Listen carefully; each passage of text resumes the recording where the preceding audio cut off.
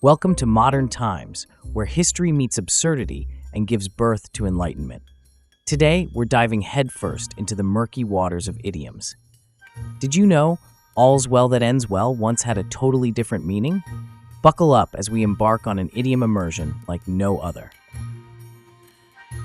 Our journey begins in the middle of the 16th century, when "all's well that ends well" meant something a tad more literal. It was a phrase shouted at the end of arduous sea voyages or long journeys, celebrating mere survival more than actual success.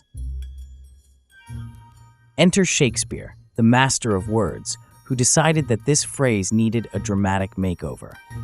In his play "All's Well That Ends Well," he spun the idiom to suggest that a happy ending can justify the struggles and complexities of any story.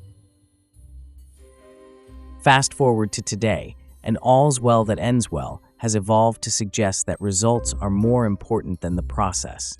It's the happily ever after of fairy tales, but does it apply to the chaos of the 21st century? In a twist of fate, or perhaps irony, our love for a well-ended story often overshadows the messiness of real life. Does everything really have to end well to be considered successful? Delving deeper, idioms reflect the historical context of their times.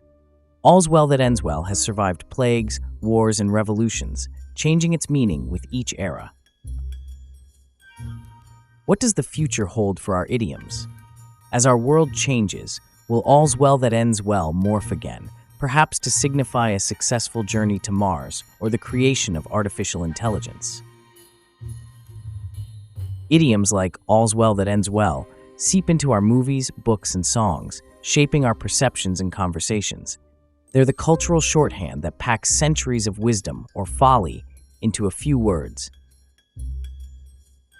Perhaps at its core, "all's well that ends well" is an expression of optimism, a belief that despite the hurdles, there is a light at the end of the tunnel. But is this optimism always realistic?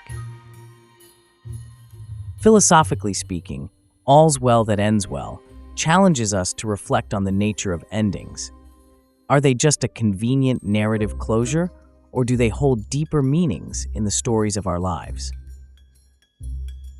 Around the globe, "all's well that ends well" resonates in different tongues, each culture adding its own flavor.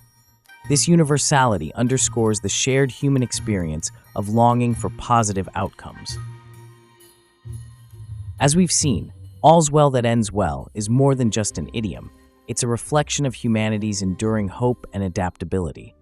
Perhaps its true meaning is that in the grand tapestry of time, all is indeed well. Or is it? Thanks for diving into history with us. Remember, like the video, subscribe, and share to unearth more tales from modern times. Until next time, may all your endings be well.